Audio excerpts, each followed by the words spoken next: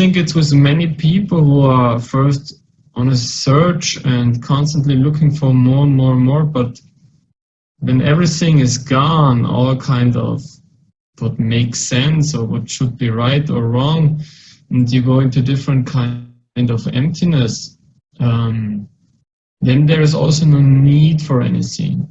It's more like my life became much more from a part of observing. It's like there is no right or wrong. I see there like different layers, like there's the human called Alexander, and then there are different types of levels or consciousness focuses where I'm in. And sometimes I'm totally away, and then I'm just in different worlds, but I'm still here in this body, but my consciousness is just maybe in pure presence or in pure emptiness or not knowing. And at the moment, the last half year, I came back much more to be a human being, and I saw different kind of subconscious programs. So I see it more all the time, constantly changing, but also don't have any attachment to it. So that's why I wouldn't say, oh, I'm a teacher, I'm a master, I'm an energy worker, I'm a warrior of light. The only thing what I would say what happened to me was more I'm change. Because it was like the joke what I said to people, if you're not ready for change, don't come close to me, because I will create a chaos in your system that you finally can reorder your nonsense. And that's why many people got problems with me who want to be in right or wrong, want to stay solid in something and not accepting that everything is in a constant change. And so, yeah, I created a lot of chaos, but this is what I'm doing also in my seminars, to create the chaos because it's the best state is when you really don't know anything. When you start to get confused, then you're on the way to finally go where you can finally start to understand something. Because as long as you still understand what I'm saying, then you still don't understand. Then you believe you understand some words, you believe, oh, this is what he meant. And one of my students in the US said, oh, Alex, now I understand you.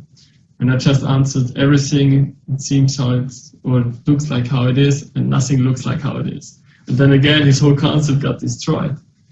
And for me, it's always go beyond. It doesn't matter what it is. Destroy everything what you believe you know. And otherwise, when I tell you, oh, look at the lamp, then you look at the lamp and you just see this one thing. And so it's like I tell you what you have to look. But if I tell you, hey, look over there, the perception and the thing, what you can see is totally different than when I just point out on one thing. And I think this is the main problem in our consciousness when we want to direct something. So I think there are so many misunderstandings in our point of views about reality and about everything. And as long we stay like so fixed in concepts, we will never go beyond. And for me it was always, okay, now I know this, now you feel safe, but what is the next step? And this is when you're still searching. But when also this ends, then you just become an observer. And that's why some people become totally neutral or not even here anymore. And for me, it was a time where it was like, you just get pushed from one wave to another, but everything is easy. And then again comes identification. Okay, I'm still here in this body, so what do I want to create here? Should I create something, or should I just lean back and create a family and go to the woods and train my alchemy or whatever? So I think it's very hard to tell anything. The only thing what I can tell is my experience and my stages, and maybe I can ignite some fire, inspiration in other people to find their own way. It depends on you if you want to go a short way or a longer way or whatever you want to create. So I can give a lot of easiness and healing for people, but not everyone is ready to receive easiness because it's still connected to the collective field or in drama. So the thing is, the only thing what I can offer is a way, and then just do it. don't think too much, because the problem with the logical mind is he always tries to order, is it good, should I do it? So you're constantly in doubt. You're not doing it. And that's the problem with many people who are in this brain fuck, constantly searching for answers, but not going out to do.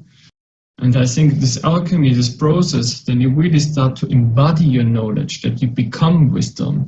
It's not like I ask you about the book, but the thing is, are you the writer of the book, or did you just read it? And how much did you really understood of the book, what you read?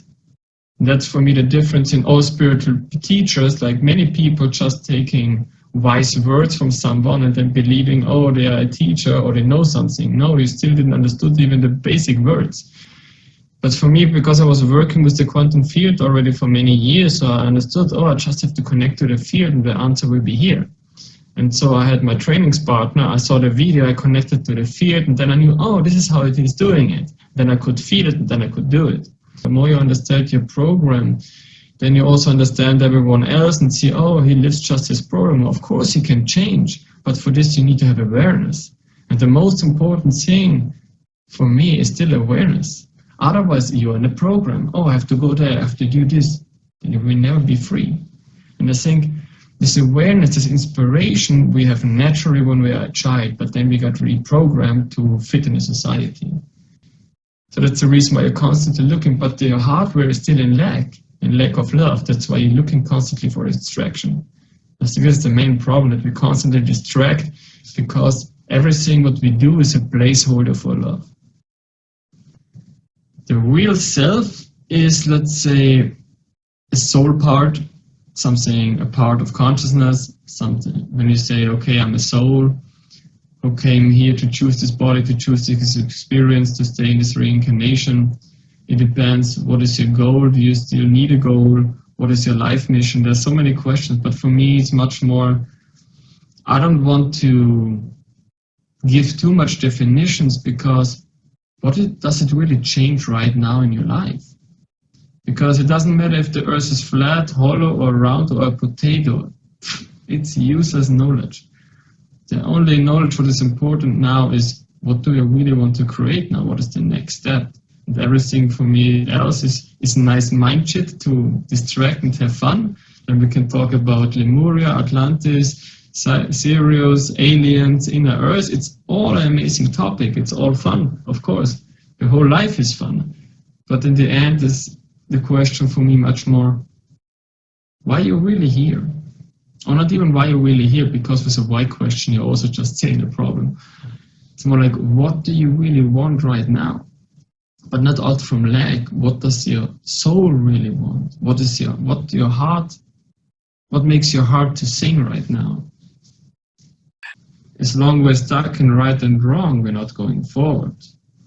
But there is not even a reason to go forward, because change is constant. It's more about adapting at the moment, what is good at the moment. And you can ask a question every time, every 10 seconds you can change and say, oh, I choose this now. Or in the next 10 seconds, oh, I choose this now. The problem in this reality or samsara, what we are living here, you are very strongly affected of all the fields and all the emotions and the feelings what are in every room, in every field, and in your body cells, with your food, what you eat, all the time. Because the constant thing is creation and destruction, right? All the time. The problem is more our attachment. Oh, we have to create this, or we have to have money, or we have to have love, or whatever. I think that a big problem is the attachment to everything what we believe is right and wrong, good and bad. And this creates the drama.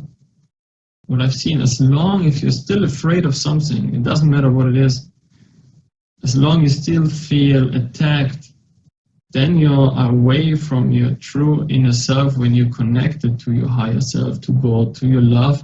Because you know, when you're in this state, you're supported, you know, everything is right. Or when you really deeply know, oh, what is when your deepest wish come true? It doesn't matter if you're angry or hungry or whatever now. Just feel, it doesn't matter what you do, your wishes will become true. Then you don't even need to think about it, because there's an inner knowing, so that it will come true.